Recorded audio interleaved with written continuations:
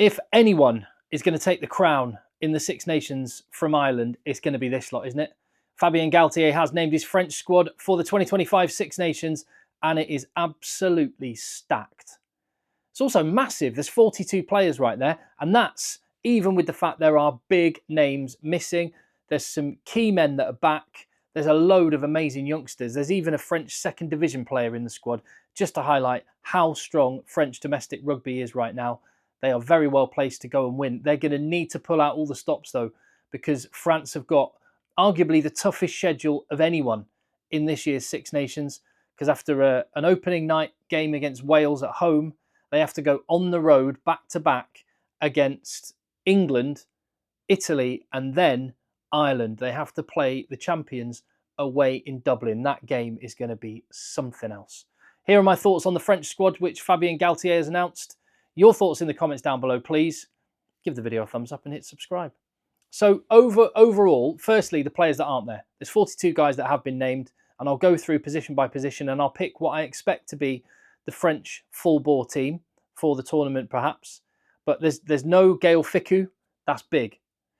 There is no Alexander Roumain or Olivon in the back row. There's no Reda Wardy at prop. There's no Romain Bourros at fullback. Jonathan Danty has been left out, but out of nowhere, Rabah Slimani is back in.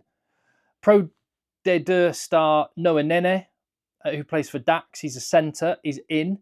No one predicted that. And Gaël Dron, winger for Toulon, is in as well. Very young, a lot of this squad. Are they too fresh though? What is Fabien Galthie up to?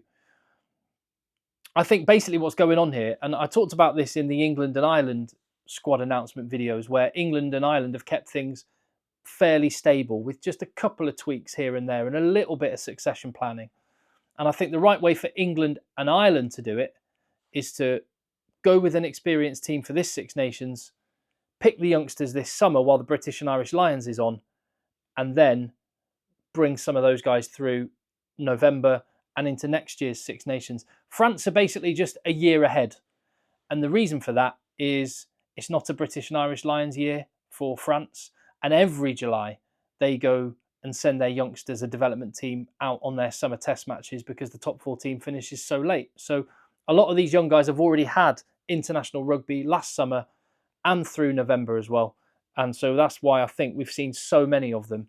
And apparently, so I'm led to believe, and I have another channel looking at French rugby specifically, FR UK Rugby, go and check that out. And Joe Worsley, who is on that channel with me, former England World Cup winner, and a man who knows a thing or two about rugby in France, he said that the intensity of the French training is such that they like to have big numbers so they can basically roll almost 3 teams worth of players on and off to keep the intensity high. I do think, just a couple of things to pin to the mast before I go through position by position. I think if France are going to come unstuck, it's in 2 places. Midfield, they're very inexperienced in the centre. And the balance in the back row.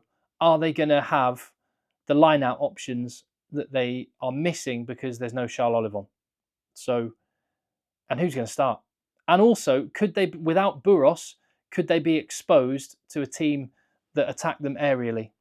Let me go through the squad then, position by position, starting with loose head prop. Cyril Bay is back. Danny Priso is in. And you've got Berrier, the young prop from Perpignan, and Jean-Baptiste Gros, who was absolutely fantastic in November. And it's going to be a toss-up between Gros and Bay for the starting shirt. You'd obviously think it's going to be Cyril Bay, but Jean-Baptiste Gros was so good through November, and Bay has had not a lot of rugby. I could see it being the other way around. But anyway, I'll come to my team at the end. As for tight head prop, Awini Antonio is the incumbent with Dorian Aldegheri, Georges-Henri Colombe. And what's going on? Rabah Slimani. He's gone to Leinster and now he's been brought back after years on the outside of the French squad. He's back in. What is the story there? Well, one of the things that happened in November is Georges-Henri Colombe got absolutely pumped at scrum time. And I think that might just be the reaction to that.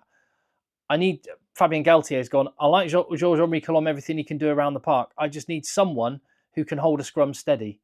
And Slimani could be that guy. But I did not expect that one. Hooker I mean, just awesome options. Maxime Lamotte at Bordeaux is class, but he, I mean, as good as he is, and he would get into many other international teams, he's not Piatto Malvaca or Julien Marchand, the Stade Toulousain pair, who will be starting 2 and 16 for France in the Six Nations. Second row, you've got a few youngsters. You've got Halagou from Toulon. You've got Oredu from Pau. And you've got Joshua Brennan getting called up. Son of Trevor Brennan, the Irish international who went and played for Toulouse, became a bit of a local legend, opened up a pub, and now his kids play for France. Joshua Brennan in the squad's massive for him. Kind of second row, can slot in at back row. But the three there at the front are the ones that are going to be involved in the matchday squad for the biggest games. Thibaut Flamand and Emmanuel Meafou, backed up by Romain Taufifenua. Awesome options, just awesome. Back row, no Olivon, no Rouma. Those are two brilliant line-out forwards. And Rouma was kind of taking over from Olivon in that number 7 jersey a little bit. But having neither of them is massive for France, because I think they could be susceptible to being cleaned out a bit at line-out. And for that reason, I'm not sure exactly who's going to start. You'd think it's going to be Gregory Aldrit and Francois Cross, but then who goes with him? Jelonch can kind of jump at the line-out a bit. Boudehont, not so much. Abadi can, perhaps. It might be him. Jegu and Gazzotti, the two youngsters, I'm thinking they're there just for experience. Maybe a game against Wales or Italy, but that's going to be an interesting one. I don't know how they get exactly the right balance there. It's going to be a work in progress for France. Scrum half, no worries there. Best player in the world in your 9 jersey. And 2 awesome players to back him up. Don't need Baptiste Serin. Don't need him. I mean, imagine not needing Baptiste Serin. That is just how stacked they are at scrum half. And what I quite like, here's what I wonder is going to happen. Dupont is the main man, and he's going to play 80 minutes. Whether he plays 80 minutes at scrum half, that remains to be seen. He's slotted in at fly half before. You saw him at the weekend slotting in at centre for Stade Toulousain, and that may happen again for France. Le Garrec is kind of the guy that starts if Dupont isn't there, because he has a similar way of playing. Luku is a very different type of scrum half. He's more structured, passes the ball off the base, less sniping, more tactical kicking. So it's just a question of what you want, depending on who your opponent is. Do you want someone who can close out a game really well? If so, that might be Luku. Or do you want someone that's just like Dupont, in which case, go Le Garrec. Great options to have. Fly half, Romain Ntamack is back, and that is awesome. He is going to be the starting 10, you would feel, unless Thomas Ramos, who I haven't even mentioned on this list, he could well be the 10. He was great at fly half through November. Jalibert is back in the squad, despite spitting his dummy out a little bit in November. That's good to see. Will he be starting? No, I don't think he will. Will he be? I think Jalibert is a backup, and I don't expect to see him on the bench either, because France, their squad, I'll come to when I get to my squad, France are built for a 6-2 split. They've got so many players that can play in multiple positions. Ntamack could play in centre. Ramos can play at 10. Dupont can play at 10, or basically anywhere. You've got Moefana, who can play on the wing. Deportier can play on the wing. You've got just everywhere you look, they've got options. So I expect France to go 6-2, and we could end up seeing Romain Ntamack in the centre within games, because this is the problem position for France. I say a problem position. It's just no one's proven themselves yet. They've got no lack of talent. Look at the players right there. Noah Nene from Dax, Pro de Deux, he scored some wild tries. I don't think he's going to get any game time in the Six Nations. I'd be surprised if he did anyway. Raw talent, but proper talent. Antoine Frisch, he's your kind of big 12 if Fabien Galthie needs one of those. Yoram Moefana was the 12 in November. I expect him to carry on in that jersey, which means, do you go Deportier, Gueton, or Barassi? I think it's between Gueton and Deportier for the 13 shirt, unless, like I say, Ntamack gets shifted out one. Could happen. Interesting one to watch. But Moefana's got 31 caps. None of the others have got more than 3 caps. Any of them. So this is a green midfield. And when you think back a couple of years, it was Dante and Fickou all the way. That could be where France come unstuck. And outside backs, incredible talent. You've got Dreyan Atisogbi coming in.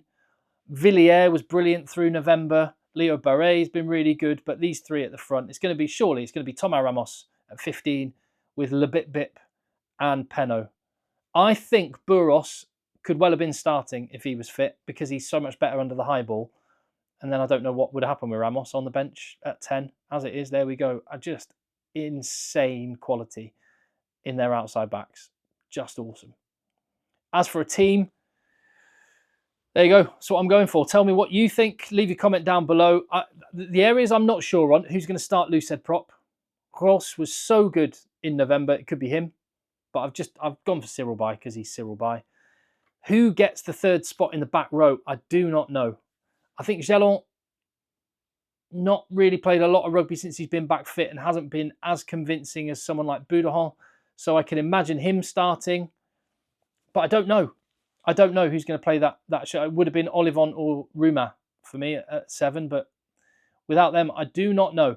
And in the back line, the midfield is the one area, very, very talented. And maybe by the end of the tournament, we're thinking, how good was that? Keep the Bordeaux pair together, Moefana and Deportier.